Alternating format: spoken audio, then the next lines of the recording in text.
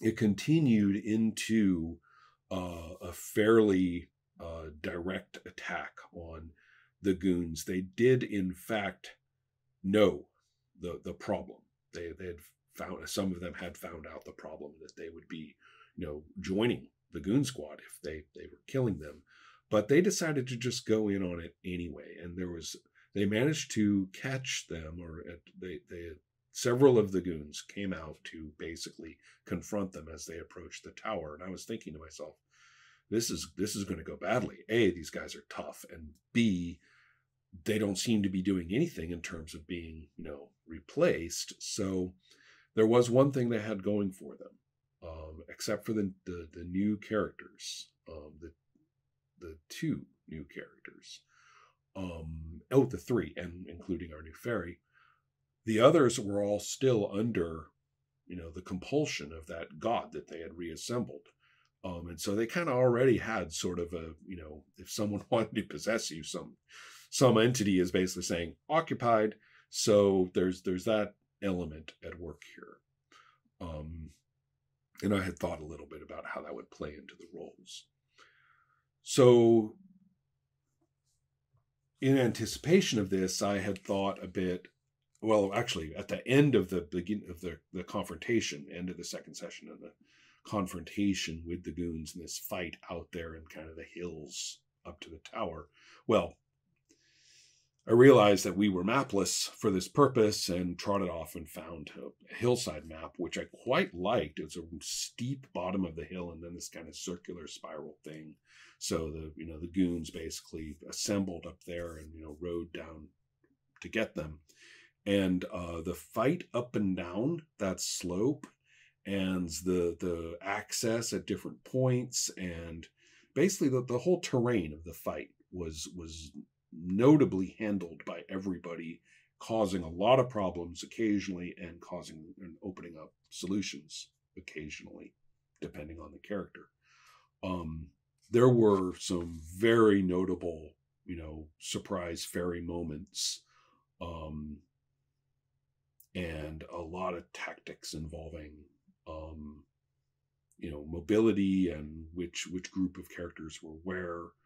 And the fight ended up going pretty well for the player characters after some very tight moments, and I must say some near misses on mortality.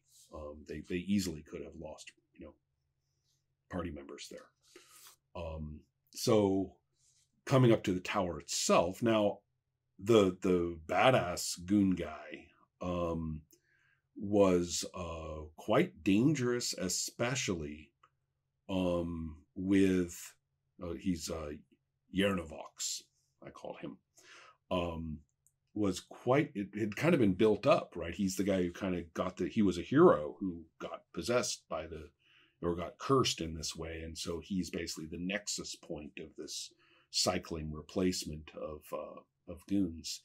And by himself, he's reasonably tough, but was sort of built, if you will, to, fight with the others. And they actually caught him in isolation and were able to take him down not too dreadfully. And so there they are in the base of the tower looking around. And after that point, then it's a matter of coping with discovering the weirdness, of what life was like for these guys, and realizing that something is very wrong or odd with the top part of the tower that they can see. Right up against the tower, you can tell that it does go up into those pink clouds, but you can't see into what. That's all there, that there's some thin section that protrudes up into the clouds, but that's all you know. But they also saw those clawed windows from below, and they got an idea that that's where the winged creatures are coming from. The deductions and thoughts from that point, especially seeing the distribution of treasure and stuff like that, was quite interesting. And I thought it was notable that the leprechaun, Cree, would be insisting on carrying a satchel of gold, one of the little kind of, think of it as a briefcase, but really it's kind of like a saddlebag, right? These leather things full of gold, which clearly the, otherwise kind of yobbish goons had carefully extracted and like packed into these containers and they've set them right at the door of the upper level. And, being a leprechaun, he's like, I got this, I'm taking it with me. So keep that in mind, because it ends up being a big deal later. My thinking about this had all become a lot clearer. Above the pink clouds, or into the pink cloud cover, the remainder of the tower, we're in mystic divine space, right? This is kind of my jam. I'm good at playing that stuff. And I confess I hadn't really thought about all the details. I hadn't made up a pantheon of gods or anything like that.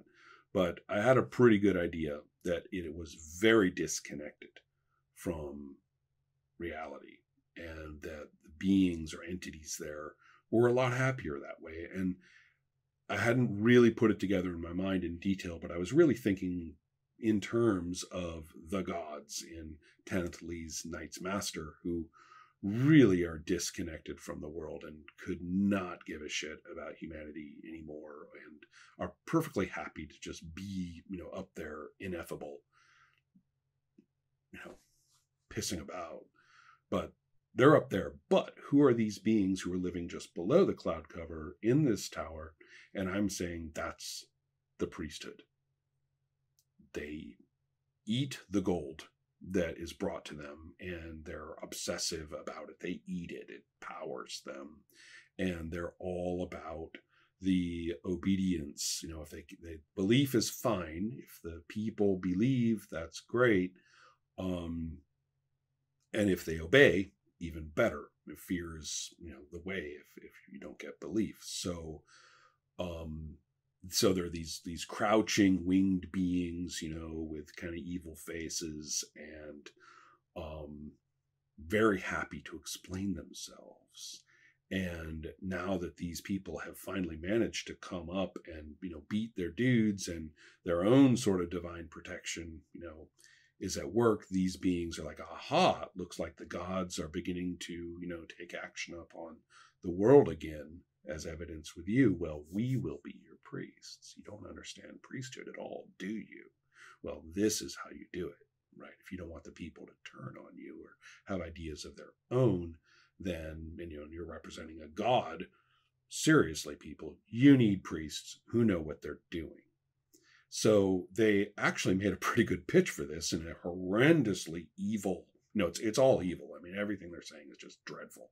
And this is where we actually saw, and they're up there. And if you look at the map, you can see this is all this broken up portion of the tower where there are high winds and stuff. And so people are kind of hanging on, looking over these dizzying spaces, across the countryside, while, these beings who are crouched there on the edges of these broken stones, this weird, traverse going up into the cloud, just right in the middle of everything.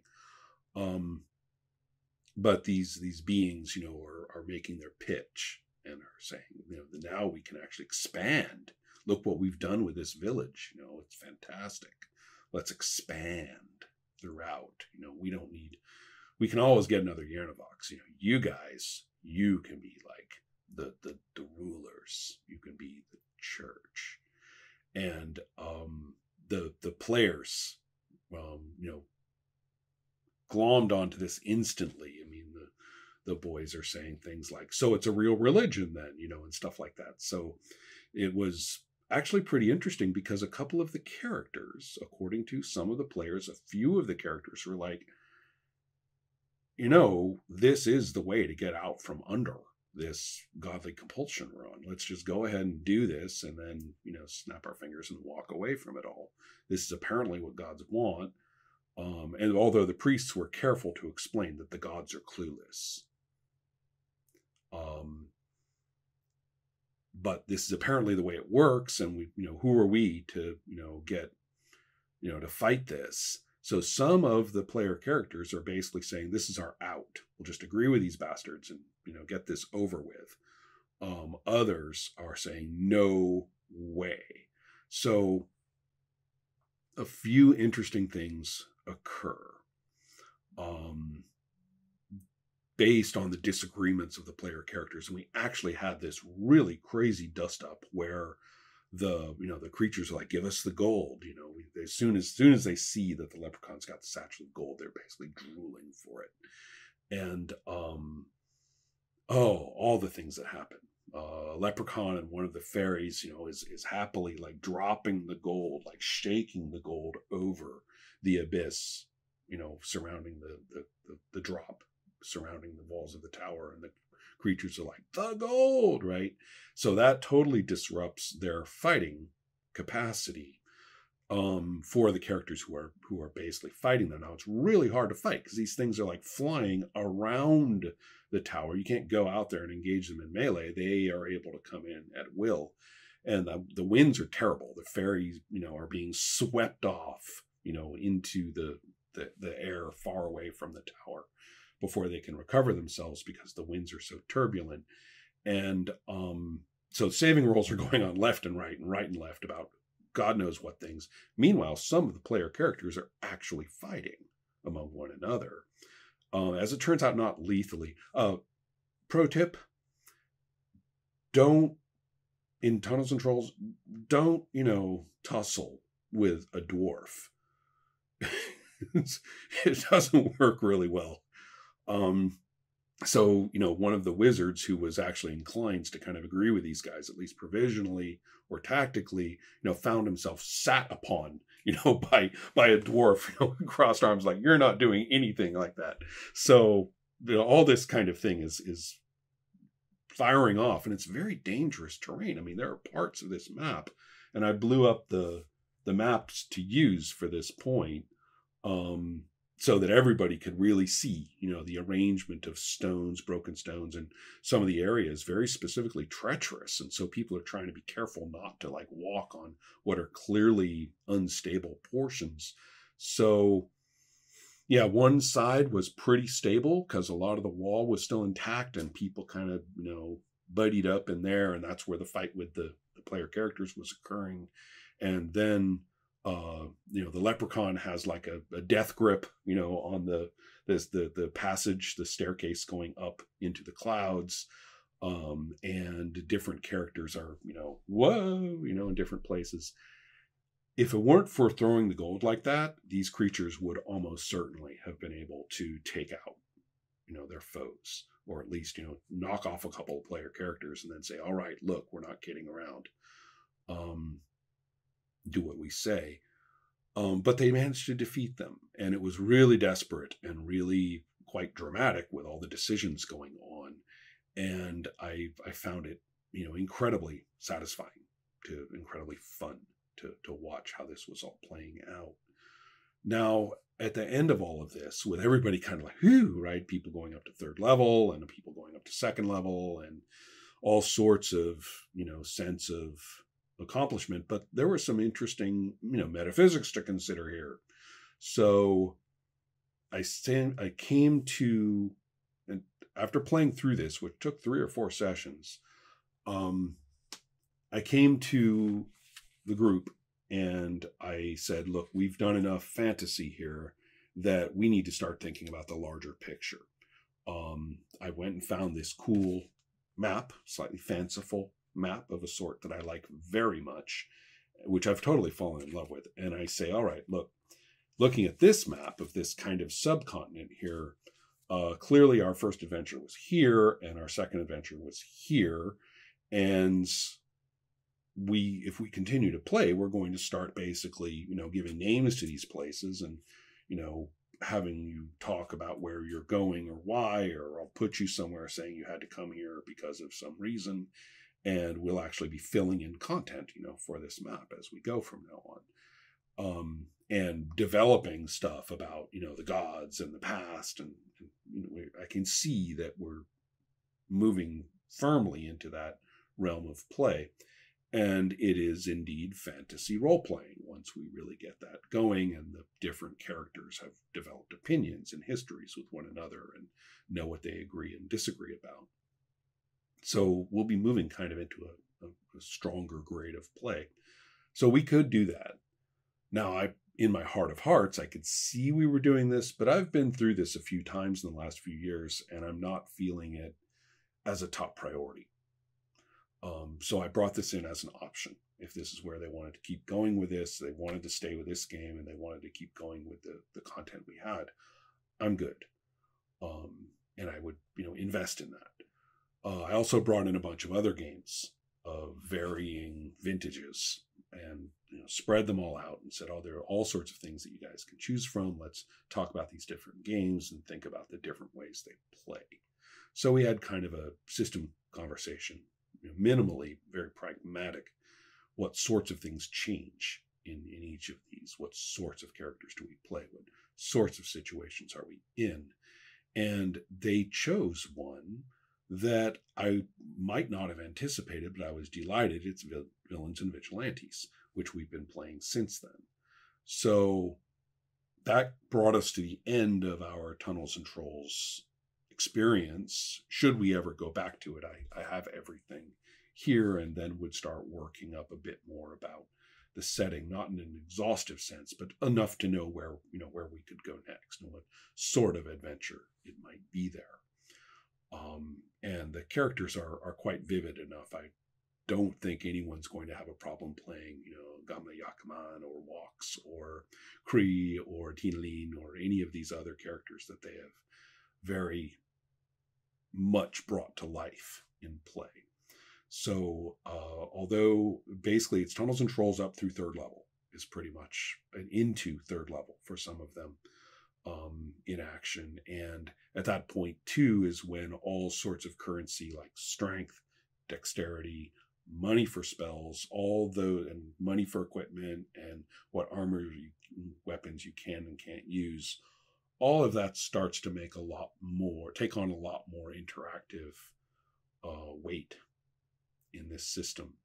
So not only was I thinking in terms of the ongoing setting, I was also thinking, well, we're going to have to start playing this game a little more dedicated to things like carrying capacity and what you want to spend money on and what you don't, and all kinds of stuff. And developing, into the higher level spells, which spells do you want to purchase and so forth. We had done just a little bit of that in a very sketchy way. If we continued to play, we would be getting, into that. We would really be thinking about the collective party resources. And again, we could do that, but we haven't. Should we ever get back to this, codifying and applying those rules would probably be a top priority. So there you go. It was the fights themselves and the interactions during them and the characterizations. They turned out to quite like the village and ended up being really nice to the village at the end, which I thought was pretty cool of them. So there we are. That was, or so far is, the Tunnels and Trolls game with the Paco players.